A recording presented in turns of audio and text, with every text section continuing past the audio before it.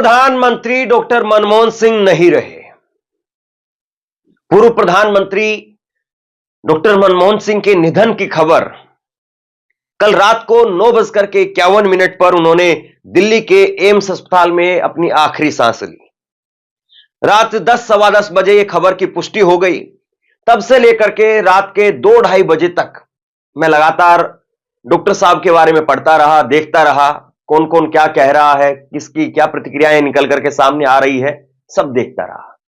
और मेरी नजर में डॉक्टर साहब एक ऐसे शख्स थे, एक ऐसे व्यक्तित्व के धनी थे जो बेहद ईमानदार। अगर सबसे पहले अगर उनकी व्यक्तित्व में मुझे कोई शब्द लिखना हो तो मैं कहूंगा बेहद ईमानदार और बेहद शानदार, बेहद मजबूत। और कैसे मजबूत थे आगे मैं आपको उनके पुराने किस्से बताने वाला हूं। एक ऐसे शख्स जो प्रधानमंत्री से भी बढ़कर के इस देश के आम लोगों के दिलों में छा गए, जिन्होंने कहा कि हमेशा इतिहास मेरे प्रति दयालु रहेगा। और आज आप उनके निधन के बाद में देखिए, ना केवल देश के अंदर कांग्रेस पार्टी के नेता बल्कि समूचा विपक्ष, जो उनका विपक्ष है यानी सत्ता पक्ष, वो भी नतमस्तक है। पाकिस्तान तक शोक की लहर है, क्योंकि पाकिस्तान में ही तब के अविभाजित भारत में 26 सितंबर 1932 को उनका जन्म हुआ था। और आज पाकिस्तान में भी इस वजह से शोक की लहर है। 14 साल की उम्र में वो भारत आ गए और भारत आने के बाद में पंजाब विश्वविद्यालय से ग्रेजुएशन की डिग्री हासिल की। उसके बाद कैम्ब्रिज और ऑक्सफोर्ड अलग अलग जगह पर पढ़ाई की और उसके बाद में देश की उन पदों पर रहे जिन्होंने देश की तस्वीर बदलने का काम किया। सोना गिरवी रखा गया, ये किस्सा तो आपको खूब पता होगा, लेकिन सोना कैसे गिरवी रखा गया था, कौन सा सोना था और उस सोना गिरवी रखने की खबर कैसे सामने आई, वो भी मैं आपको बताऊंगा। और कैसे डॉक्टर मनमोहन सिंह ने कह दिया था कि मेरी सरकार अगर शाम को 5 बजे अगर गिरती हो तो मैं अभी इस्तीफा देने के लिए भी तैयार हूं। इतने मजबूत प्रधानमंत्री थे वो, कभी कुर्सी के लिए रोए नहीं। न्यूक्लियर डील हो रही थी, उस वक्त में कह दिया गया था कि शाम को 5 बजे सरकार गिर जाएगी। जैसे ही न्यूक्लियर डील पर साइन होंगे सरकार गिर जाएगी। और डॉक्टर मनमोहन सिंह जी ने कहा कि सरकार मेरी 5 बजे गिरती हो या 5 मिनट में गिरती हो, मैं इस्तीफा देने के लिए तैयार हूं, लेकिन मैं न्यूक्लियर डील से पीछे नहीं हटूंगा। और उस न्यूक्लियर डील की वजह से आज देश को क्या फायदा हो रहा है पूरी दुनिया जानती। डॉक्टर मनमोहन सिंह वो शख्स थे जिन्होंने इस देश के आम आदमी को, आपको, मुझे वो ताकत दी जिससे बड़े से बड़े तुर्रम खां, बड़े से बड़ा सत्ताधीश वो डरता है। आरटीआई की ताकत, 10 रुपए के अंदर आप सरकार से जवाब मांग सकते हैं, यह ताकत डॉक्टर मनमोहन सिंह ने हमें दी। और नरेंद्र मोदी कहते हैं ना कि मैं 80 करोड़ लोगों को खाना दे रहा हूं। यह कानून food security act doctor Manmohan Singh लेकर के आए थे। उन्होंने गरीबों के लिए, वंचितों के लिए इसको बनाया था कि कोई भूखा नहीं सोएगा। बाद में इसको एक वोट बैंक का जरिया भी बना लिया गया। शिक्षा का अधिकार डॉक्टर मनमोहन सिंह लेकर के आए। भूमि अधिग्रहण, किसानों के लिए अगर किसानों की जमीन ली जाएगी तो उनको उचित मुआवजा दिया जाएगा, देना ही पड़ेगा। यह भी डॉक्टर मनमोहन सिंह लेकर के आए। कई ऐसे फैसले जो कई बड़े तबकों के लिए अपने आप में एक तरीके से ऐसे मास्टर स्ट्रोक थे जिनके लिए मास्टर स्ट्रोक भी शब्द वो छोटा पड़ जाता है। मनमोहन सिंह जी जिस वक्त में वित्त मंत्री बने नरसिम्हा राव की सरकार में, और उस वक्त में देश की हालत क्या थी सबको पता था। देश की हालत ऐसी थी कि हमारे पास में मात्र 3 सप्ताह के लिए आयात की पूंजी बची थी। और उस वक्त में सोना गिरवी रखना पड़ा। और उस वक्त के तत्कालीन प्रधानमंत्री नरसिम्हा राव ने अपने वित्त मंत्री से कह दिया था, और इनको वित्त मंत्री बनाने की कोई बहुत बड़ी चॉइस नहीं थी, लेकिन नरसिम्हा राव ने इनको बनाया और खुले तौर पर कह दिया था कि आपको मैं वित्त मंत्री बना रहा हूं, आपको जो काम करना जरूरी लगता है वो काम करिए, लेकिन अगर आप फेल हुए तो ठीक रहा, आपके सिर पर फूटेगा, और अगर आप पास हुए तो उसका क्रेडिट मैं लूंगा। यह बात जग जाहिर है, लेकिन उसके बावजूद देखिए आप डॉक्टर मनमोहन सिंह की दलेरी और हिम्मत देखिए आप। उन्होंने देश को उस वक्त में जो आर्थिक तौर पर दिवालिया होने जा रहा था, उस देश को उभारने का काम किया। एक छोटी सी लाइन मैं आपको कह देता हूं और आप इसी बात से अंदाजा लगा लीजिए कि डॉक्टर मनमोहन सिंह क्या शख्सियत थे। 1991 में जिस तरीके से उन्होंने देश के लिए जो नीतियां बनाई बतौर वित्त मंत्री, उनको देश आज तक मानता हुआ आ रहा है। सरकारें बदलती चली गई, खुद उनकी भी सरकार आई 10 साल तक, लेकिन वो जो नीतियां बनाई गई 1991 के अंदर, उनको तब से लेकर के अब तक देश की तमाम सरकारें वो फॉलो करती हुई आ रही है। यहां पर एक फैसला लिया जाता है नोटबंदी का, 2000 के नोट जो है वो 7 साल के बाद में खुद सरकार को वापस लेने पड़ जाते हैं। कभी कुछ कहा जाता है, कभी कुछ कहा जाता है, कभी कुछ कहा जाता है, कभी कुछ कहा जाता है। लेकिन सोचिए जरा, 33 साल पहले जिस आदमी ने अपने वित्त मंत्री रहते हुए जो नीतियां बनाई, वो तब से लेकर के आज तक लगातार जारी रही। और यह कहा जाता है कि उस वक्त में अगर डॉक्टर मनमोहन सिंह ने वो स्टेप नहीं लिए होते जो स्टेप उन्होंने उस वक्त में लिए, तो हमारी हालत पाकिस्तान से भी गई गुजरी हो सकती थी। इतनी बुरी हालत हो सकती थी हमारी, क्योंकि पाकिस्तान का साथ तो उस वक्त में अमेरिका दे रहा था और हमारी जो हालत थी वो बेहद खस्ता होती जा रही थी। हम पाकिस्तान से भी बुरी हालत में आज हो सकते थे। लेकिन आज जो हम अपना देश देख रहे हैं और इस देश में जो तरक्की उन्नति देख रहे हैं, इसमें बहुत बड़ा योगदान डॉक्टर मनमोहन सिंह का है।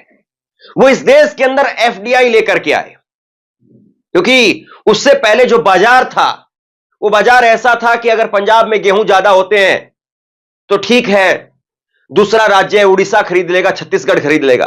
और अगर छत्तीसगढ़ उड़ीसा के अंदर चावल ज्यादा होते हैं तो हरियाणा खरीद लेगा, यूपी खरीद लेगा। लेकिन बाहर की कंपनियां नहीं खरीद सकती थी और बाहर की कंपनियों को खरीदने के लिए जो तमाम जंजाल यहां पर बना हुआ था कानूनों का, उनको काटने छाटने का काम डॉक्टर मनमोहन सिंह ने किया। और डॉक्टर मनमोहन सिंह उसके बाद में देश के अंदर उन्होंने जो नींव डाली, उस नींव पर आज तक हम चलते हुए आ रहे हैं। डॉक्टर मनमोहन सिंह से एक बार सुषमा स्वराज का संसद के अंदर बहुत तीखे तौर पर उन्होंने उस वक्त की सरकार का आलोचना की और कहा कि तू इधर उधर की बात ना कर। सुषमा स्वराज ने कहा, तू इधर उधर की बात ना कर, यह बता कि काफिला क्यों लुटा। हमें रहजनों से गिला नहीं, तेरी रहबरी का सवाल है। और उसके बाद में किस अंदाज में, किस मीठे अंदाज में डॉक्टर मनमोहन सिंह ने उनको जवाब दिया।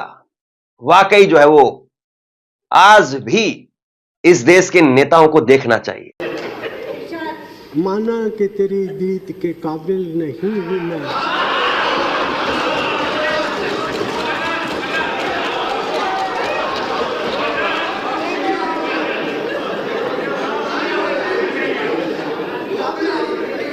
माना कि तेरी दीद के काबिल नहीं हूं मैं, तू मेरा शौक तो देख, मेरा इंतजार देख।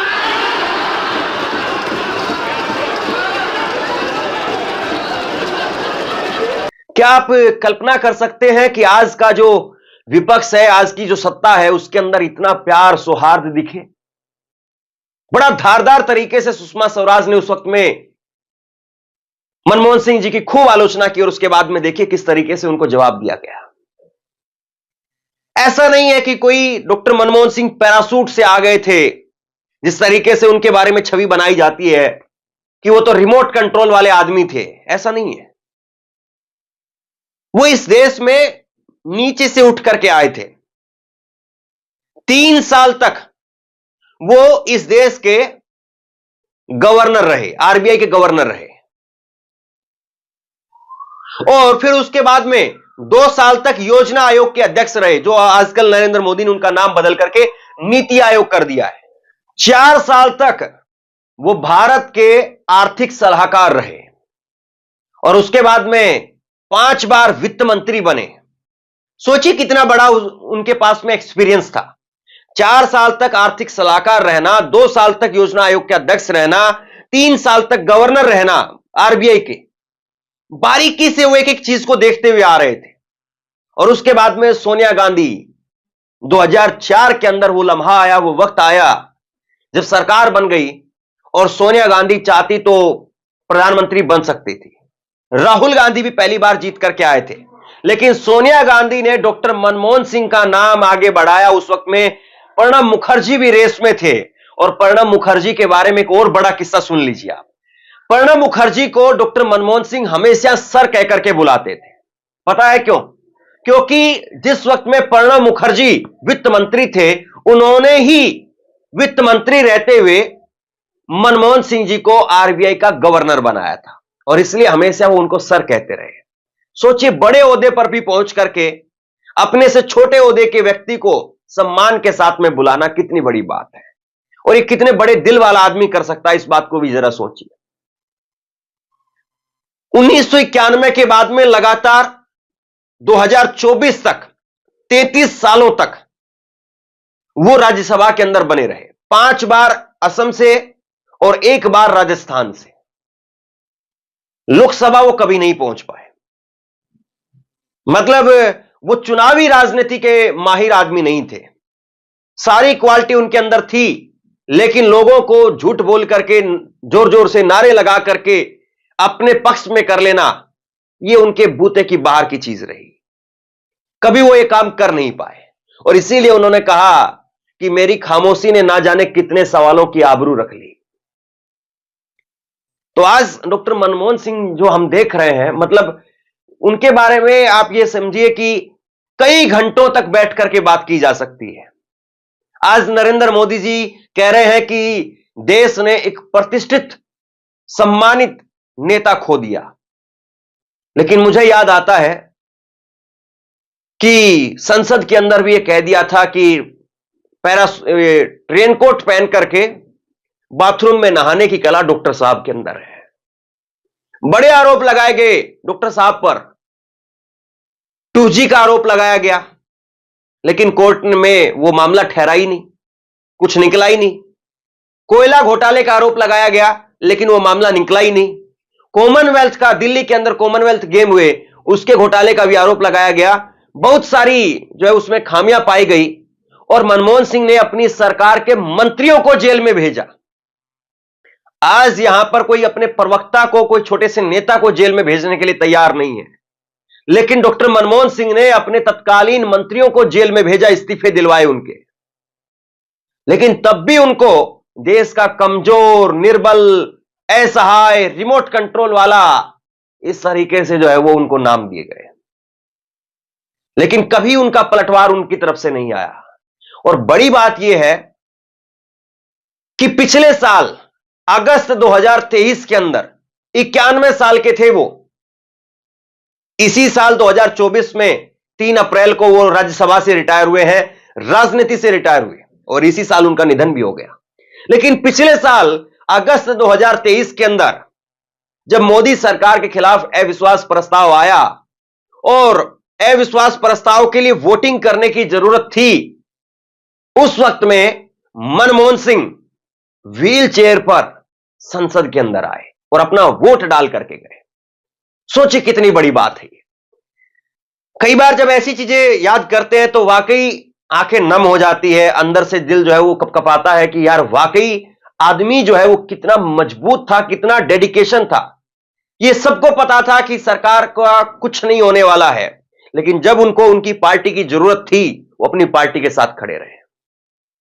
यह भी कहा जाता है डॉक्टर मनमोहन सिंह के बारे में कि सीताराम केसरी जो है उनको लेकर के आए, और जब सीताराम केसरी हटे तो वो नरसिम्हा राव के साथ चले गए, और नरसिम्हा राव जब वो हटे तो उसके बाद में वो सोनिया गांधी के साथ चले गए। और जब इस पर एक बार पत्रकारों ने उनसे पूछा कि आप जो नेता आया उसके साथ में रहे, तो उन्होंने कहा कि मैं किसी नेता का आदमी नहीं हूं, मैं कांग्रेस पार्टी का आदमी हूं। कांग्रेस पार्टी में जो नेता सबसे बड़ा है, मैं उस पार्टी के, उस नेता के साथ में खड़ा हूं ताकि पार्टी मजबूत रहे। मैं किसी नेता के जाने से, किसी नेता के आने से उसके साथ में खड़ा नहीं हूंगा। और जब बार बार ये आरोप लगाए गए कि भाई आप तो सोनिया गांधी के इशारों पर चलते हैं या फिर राहुल गांधी के इशारों पर चलते हैं, तो उन्होंने कहा कि इसमें कोई गलत बात नहीं है कि अगर मेरी सरकार को बैकअप करने के लिए अगर राहुल गांधी और सोनिया गांधी दो बड़े चेहरे हमारे पास में हैं तो इसमें कोई बुराई नहीं है। कभी डरे नहीं, कभी कोई एक ऐसा सवाल नहीं था जिस सवाल पर वो डर करके छुप करके भाग जाए। कोई भी बड़े से बड़ा सवाल, कोई भी कमजोर से कमजोर सवाल आप उठाइए, उस सवाल का जवाब देने के लिए उन्होंने कभी अपने कदम पीछे नहीं खींचे, कभी लड़खड़ाए नहीं वो।